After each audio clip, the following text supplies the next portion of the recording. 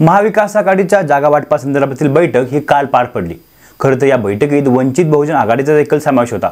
गत लोकसभा निवडणुकीत झालेल्या वंचित इफेक्टचा बोध घेत यंदा मात्र महाविकास आघाडी वंचितला सोबत घेण्यासाठी सकारात्मक दिसत आहे। अशातच काल झालेल्या बैठकीत वंचितने महाविकास आघाडीला जो प्रस्ताव दिला आहे त्यामध्ये विविध मागण्या आणि अटी घालण्यात आल्या आहेत। यंदाच्या लोकसभा निवडणुकीत 5 नाही 10 नाही तर तब्बल 27 जागांची मागणी वंचित बहुजन आघाडीने याद्वारे केली आहे। लोकसभेची निवडणूक अवघ्या काही दिवसावर आली असताना इतक्या अवाजवी जागांची मागणी करून प्रकाश आंबेडकर महाविकास आघाडीवर दबाव तंत्राचा वापर करत आहेत का असा प्रश्न या निमित्ताने तयार झाला आहे। परंतु नंतर सुरू झालेल्या चर्चा पाहता आपण 27 जागांची मागणी केली नसून 57 जागांवर आपली ताकद आहे असे प्रस्तावात सांगितल्याचे वंचित बहुजन आघाडीने स्पष्ट केले। परंतु आपल्या प्रस्तावामध्ये जागा वाटपा व्यतिरिक्त ज्या अटी आणि मागण्या केल्या आहेत त्या पाहता वंचित बहुजन आघाडी भाजपच्या फायद्यासाठी ही भूमिका घेत आहे का असा प्रश्न तयार होत आहे। एकंदरीत कालच्या बैठकीमध्ये वंचित बहुजन आघाडीने दिलेल्या प्रस्तावामध्ये नेमक्या कोणत्या मागण्या केल्या आहेत आणि त्याचा फायदा विरोधकांना कसा होऊ शकतो याचा आढावा आपण या व्हिडिओच्या माध्यमातून घेण्याचा प्रयत्न करणार आहोत। वंचित बहुजन आघाडीने जो प्रस्ताव दिला आहे त्यामध्ये सर्वात पहिली मागणी आहे ती म्हणजे जालना लोकसभा मतदारसंघातून महाविकास आघाडीचा सर्वसमावेशक उमेदवार म्हणून मनोज जरांगे पाटील यांना उमेदवारी देण्यात यावी। याचबरोबर पुणे लोकसभा मतदारसंघातून देखील अशाच पद्धतीने अभिजित वैद्य यांनाही उमेदवारी देण्यात यावी। खरं तर कोणत्याही 2 किंवा बहुपक्षांची युती किंवा आघाडी होत असताना प्रत्येक पक्षाने काय करायचे किंवा कोणाला उमेदवार बनवायचे हा ज्या त्या पक्षाचा निर्णय असतो। इतर सहकारी पक्ष त्यामध्ये हस्तक्षेप करू शकत नाहीत। सरळ भाषेत समजून घ्यायचं म्हटलं तर पुणे आणि जालना लोकसभा मतदारसंघाची जागा ही महाविकास आघाडीतून काँग्रेस पक्षाच्या वाट्याला येते। त्यामुळे या ठिकाणी कोणाला उमेदवारी द्यायची याचा पूर्णपणे अधिकार हा त्या काँग्रेस पक्षाला असणार आहे। त्यामुळे या ठिकाणी वंचित बहुजन आघाडीने हाच उमेदवार द्यायची जी मागणी केली आहे ती अगदी चुकीची दिसत आहे।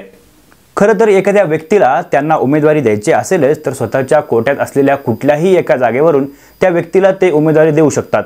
परंतु तसं न करता आपल्या विचाराचा उमेदवार सोबत असलेल्या पक्षावर लादण्याचा प्रयत्न यातून वंचित बहुजन आघाडी करत आहे। एकंदरीत प्रत्येक पक्षाची विचारधारा ही वेगवेगळी असते, त्यामुळे त्या सर्व विचारधारांना मोडीत काढत एका मतदारसंघातून सर्वसमावेशक चेहरा देणे ही मागणीच योग्य नाहीये।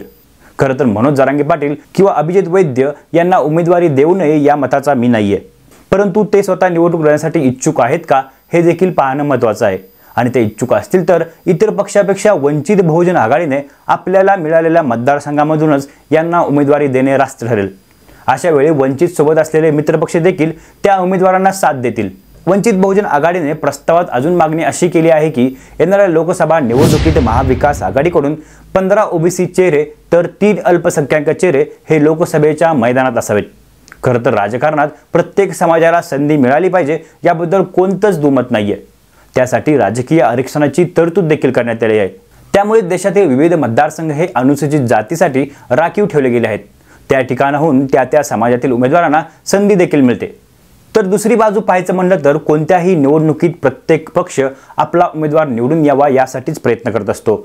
अशा वेळी त्या मतदारसंघातील ताकदवर उमेदवार मैदानात उतरवणे गरजेचे असते।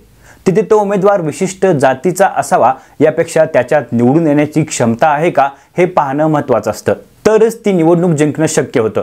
वंचितच्या मागणीनुसार या निवडणुकीत ताकदवर चेहऱ्यापेक्षा विशिष्ट जातीच्या उमेदवाराला मैदानात उतरवलं तर त्याचा फायदा विरोधी उमेदवाराला होऊ शकतो। कोणत्याही मतदारसंघातील ताकदवर नेता हा कोणत्या समाजाचा आहे यापेक्षा त्याचा जनसंपर्क कसा आहे, त्याला राजकीय अनुभव कितपत आहे किंवा सर्वसामान्य लोकांचे प्रश्न त्याला किती माहीत आहे हे पाहणं महत्त्वाचं असतं। अशा सर्व गोष्टींनी परिपूर्ण असलेल्या उमेदवाराला थांबवत इतर कोणत्या उमेदवाराला जात पाहून मैदानात उतरवले तर त्याची निवडून येण्याची शाश्वती नसते आणि त्याचा तोटा हा त्या पक्षाला सहन करावा लागतो। त्यामुळे सध्याच्या निवडणुकीत ताकदवर महायुतीला टक्कर देण्यासाठी ज्या त्या मतदारसंघातून तोडीस तोड ताकदवर असलेले चेहरे मैदानात उतरवणे गरजेचे आहे, तरच या निवडणुकीत महाविकास आघाडीतील सर्व पक्षाच्या उमेदवारांचा टिकाव लागू शकतो। वंचित बहुजन आघाडीची यानंतरची मागणी अशी आहे की जे उमेदवार लोकसभेच्या मैदानात असतील त्यांच्याकडून पुढील काळात भाजपमध्ये प्रवेश करणार नाही असे लेखी वचन घेणे। खरं तर ही अटच खूप हास्यास्पद आहे। इथे लोक राजकारणासाठी स्वतःच्या आईबापांना विसरून इतर पक्षात जात आहेत, तिथे या लेखी वचनाला कोण किंमत देणार? बरं तसं करायला गेलं तर याची काय शाश्वती आहे की ते उमेदवार भविष्यात आपला पक्ष सोडून इतर पक्षात जाणार नाहीत? काहीच नाही ना। येणाऱ्या भविष्यकाळात जशी जशी राजकीय परिस्थिती बदलत जाईल तशी तशी ही नेते मंडळी आपली भूमिका बदलत राहणार, यात कोणती शंका नाहीये. यासाठी पक्षांतर्गत बंदीचा कायदा असून देखील ही नेते मंडळी इकडून तिकडून बेडक उड्या मारत असताना आपणाला दिसतात. जिथे त्यांना कायद्याची धाक नाही तिथे हे लोक तुमच्या लेखी वचनाला काय भीतील. त्यामुळे ही मागणी देखील चुकीची आहे. वंचित बहुजन आघाडीची शेवटची मागणी आहे ती 27 जागा मिळाव्यात या संदर्भातची. खरं तर गत लोकसभा निवडणुकीत वंचित बहुजन आघाडीला चांगलं यश मिळालं होतं. राज्यातील विविध मतदारसंघांमध्ये वंचित बहुजन आघाडीच्या उमेदवारांना चांगली मते मिळाली होती.